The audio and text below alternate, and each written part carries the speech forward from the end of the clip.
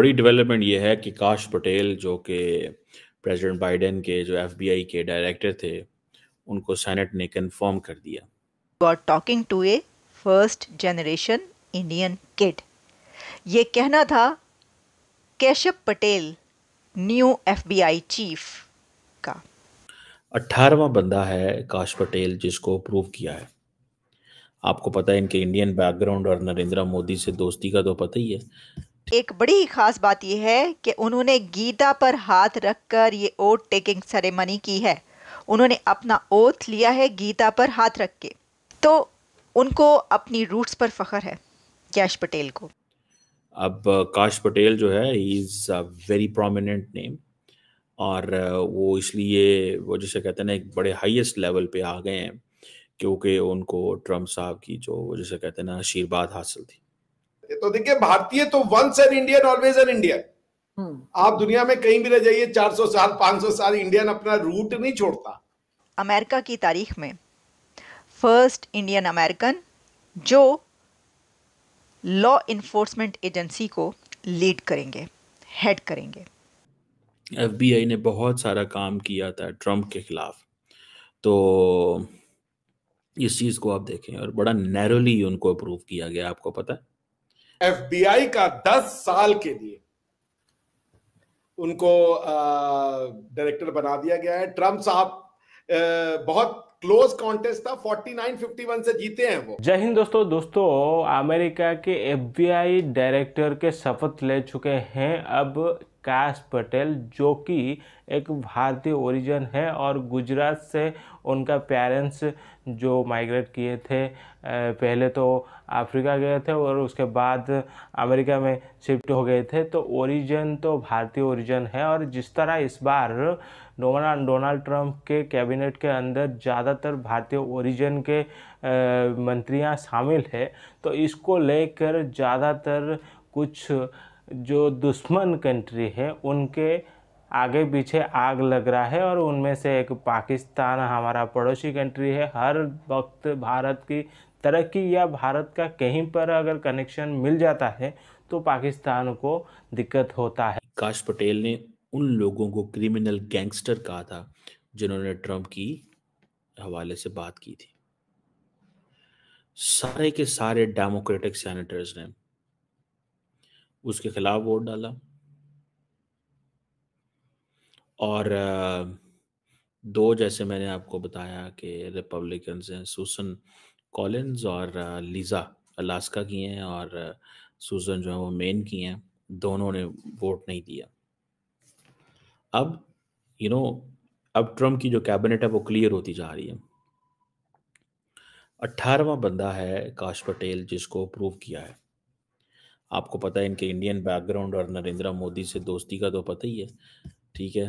तो अभी हाल ही में जब नरेंद्र मोदी गए हुए थे अमेरिका तो इससे मुलाकात नहीं की उन्होंने। Why? Because he was not confirmed by the Senate. इससे मुलाकात वविक रामास्वामी से हुई है, इससे नहीं हुई, इससे नहीं हुई।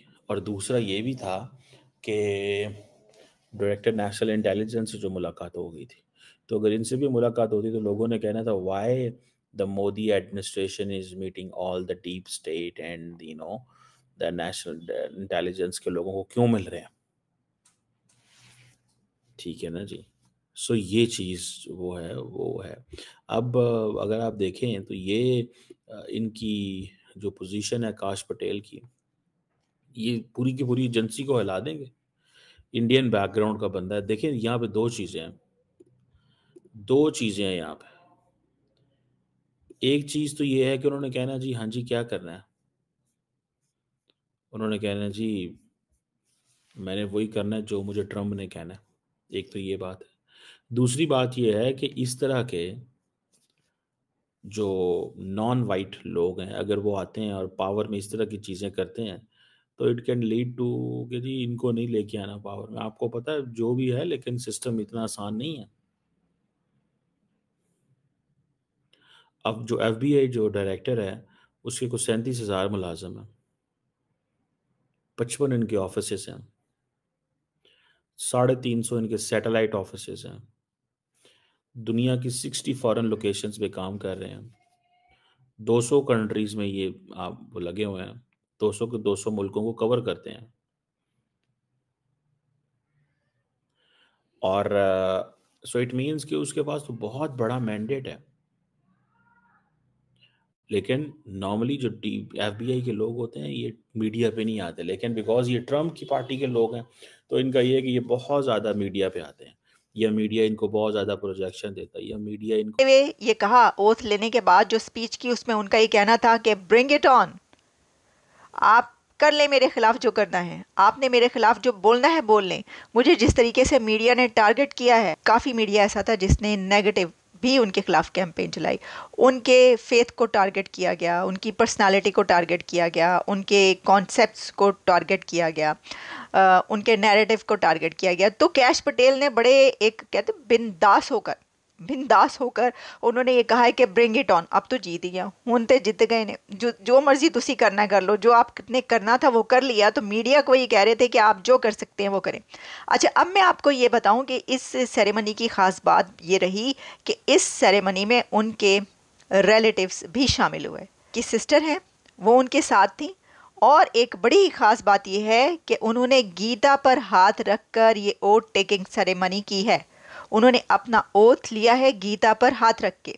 वैसे तो डोनाल्ड ट्रंप पाकिस्तान को पसंद नहीं करते हैं, और जिस तरह डोनाल्ड ट्रंप आने के बाद ही पाकिस्तान का नाम पर जो ऐड आता था अमेरिका से, वो तो बंद कर चुके हैं। और आगे आने वाले वक्त में पाकिस्तान का और भी हालत बुरा होने वाला है। और जिस तरह एफबीआई डायरेक्टर कैश पटेल बने हैं, क्योंकि जो डेमोक्रेट पार्टी के तरफ से जो कैंडिडेट थे वो 49 और ये सिर्फ 51, मतलब 2 ही टिकट के अंतर है, और उसके अंदर ही कैश पटेल अब एफबीआई डायरेक्टर बन चुके हैं। तो जो एफबीआई डायरेक्टर बनता है अमेरिका का, वो बहुत ही मायने रखता है अमेरिका के पॉलिटिक्स में भी और अमेरिका के पावर में भी, क्योंकि बहुत ही अहम पद है। और उस पर कैश पटेल का मतलब एफबीआई डायरेक्टर बनना और अमेरिका के कंट्रोल है उसको चलाना, तो ये बहुत ही अहम हो जाता है। और ये जो डोनाल्ड ट्रंप का इतने ख़ास हैं, और डोनाल्ड ट्रंप को जिस तरह डेमोक्रेट पार्टी था जब पावर के अंदर, उस वक्त एफबीआई के तरफ से डोनाल्ड ट्रंप के ऊपर बहुत ही चार्जेस लगा था, और उस वक्त बहुत ही तहकीकात हो रहा था। तो उसके बाद जब डोनाल्ड ट्रंप अब राष्ट्रपति बन चुके हैं, तो अब कैश पटेल को बना दिया गया है जो कि एफबीआई डायरेक्टर। और ये भारत के लिए तो बेहतरीन खुशी की बात है, क्योंकि भारतीय ओरिजिन के हैं, लेकिन वो काम तो करेंगे ही अमेरिका के लिए, लेकिन भारतीय लोगों के लिए तो खुशी की बात है। लेकिन पाकिस्तान को अब इसमें भी प्रॉब्लम हो रहा है, जलन हो रहा है, तड़प रहा है पाकिस्तान। तो दोस्तों, आपको क्या ख्याल है कमेंट करके बिल्कुल बताइए। तो चलिए दोस्तों, फिर नेक्स्ट वीडियो में, तब तक के लिए जय हिंद, जय भारत।